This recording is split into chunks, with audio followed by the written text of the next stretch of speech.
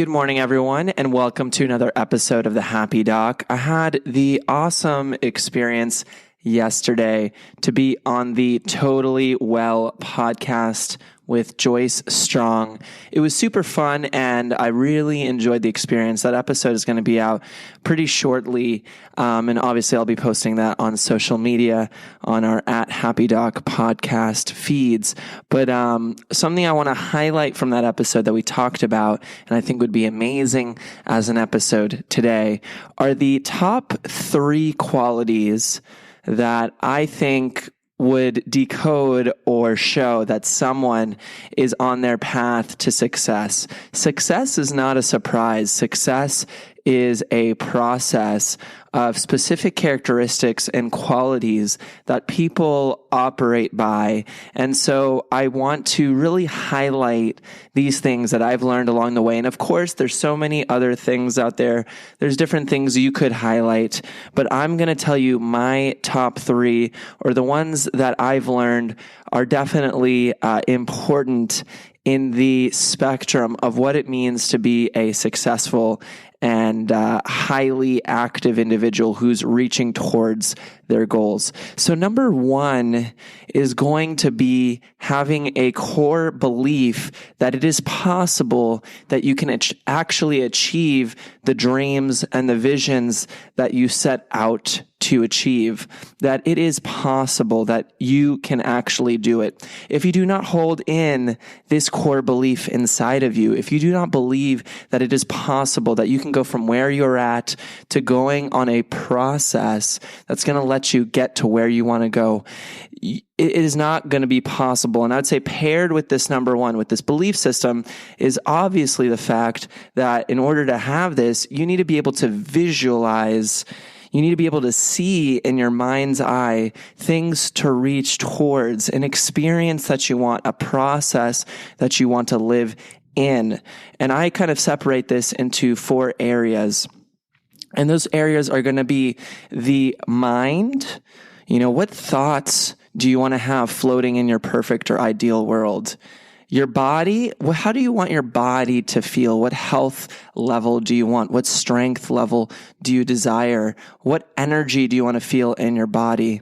Your spirit, what are your spiritual goals? What altruistic ideas would you like to achieve? How would you like to give, contribute, and grow in your process? And the other one I'm going to say is your heart. How do you want your heart to feel? Your emotions. How would you like your ideal self, that person you're trying to be? What would that life feel like? When you believe that you can achieve those areas, when you can visualize and feel with all of your senses in those areas of mind, body, spirit, and heart, you will ultimately be on your path to the next or point number 2 that I'm going to highlight. So point number 2, or number 2 that I think is most important in someone who's trying to achieve success, is going to be high-level actions and discipline that is going to get you to that vision. So one thing is to set it out in your mind. The second thing is to follow that up with the actions. Now, high-level performers have a process or a system in place to get them at that energy level and that action level that they're ultimately trying to achieve. On a previous episode, I mentioned David Meltzer, who is also my coach and mentor, and he says, success or fulfillment is the process of the consistent, persistent pursuit of your potential. So if you look at that definition, I actually mentioned that in a previous episode, you have to consistently and persistently pursue, right? You have to go for it and take action towards your potential, right? You have to go for that potential. So with all of those things being said, you have to wake up in the morning. Again, you only have 24 hours in a day, 7 days a week, and that translates into your weeks. Your weeks translate into months. Your months translate into years, and years end up being your lifetime. you have to have a system in place of taking consistent action on a daily basis to operate at in order to achieve those dreams. If you look at a mountain, if you look at a marathon, if you look at a long distance or whatever it is that you're trying to achieve, you can get there with incremental action on a daily basis. But as you can tell, I said daily. It has to happen every day. And the high achievers and those who are successful are entering a process that is ongoing and consistent in nature because they're enjoying the process towards that point number one, their dreams, their visions, whatever it is that they're trying to achieve. And they enjoy the process. So that's something else I've seen. Now, number 3 is very closely related to 1 and 2. And I hear this often talked about with Tony Robbins. And, of course, Tony Robbins is the high-level motivational coach, entrepreneur, and overall one of the greatest givers and contributors on this planet. But one of the things he mentions is you need to have a change in your standards. If you don't create a new standard of what you want in life, you will not get what you ultimately want. There's a good saying, you get what you tolerate.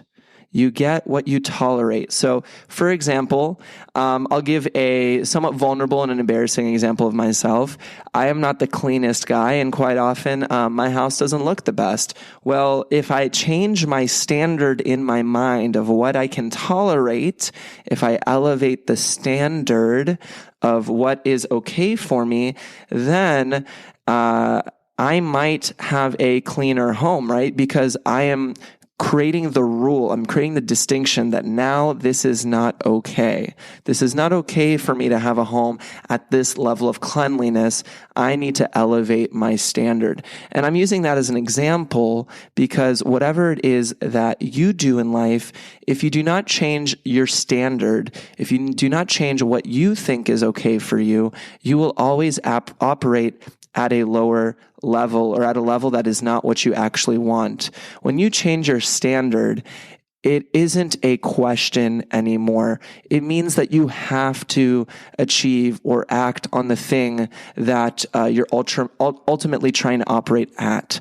So when it comes to high-level achievers or those who are successful, they create a standard in the way that they operate. They create a standard in the way that they encounter of others. They create a standard in who they are spending their time with.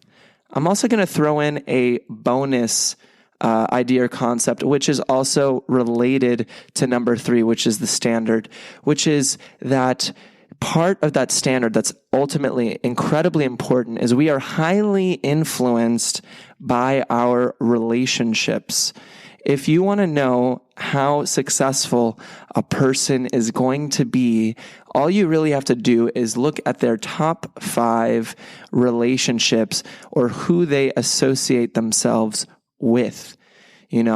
If you have a group of high-level thinkers who are taking action, who are energetic in nature, and who want to make the world a better place, you better look at yourself in the mirror because that's going to be you as well. So if you look at the mindset, if you look at the thoughts, if you look at the emotions, you look at the actions of those you are spending your time with, you can get a nice average of where you are at. And that's not to say that you ditch everyone. That's not to say that you just say, screw this, I hate you, and I'm done, and all of this stuff with all of your friends because you've just completely changed your standard. But it does mean that you need to take an honest inventory and look at what you're doing. Quite often what happens is as you raise your energy level, as you raise your standards, people are going to look at you differently and they're going to be affected by those changes. A lot of the times it's actually inspiring and people are positively affected by that. But you want to take a look at your relationships. People who operate at a high level just don't have the time, don't have the energy, and don't have the ability to constantly be around relationships that are not ultimately going to allow them to grow and contribute and be the person that they want to be at their highest level or at the level that they're trying to achieve. a quick example of that is quite simple, right?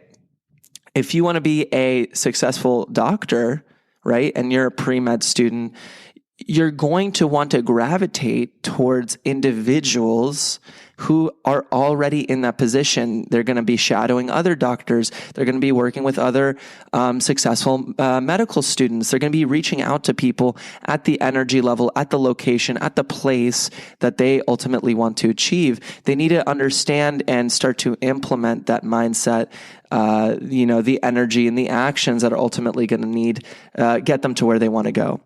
So those are my top 3, plus a little bit of bonus ideas of the characteristics that an individual must have to ultimately be successful and get to where they want to go. Those 3 main concepts are 1, the core belief and the visualization of a possible amazing future for yourself.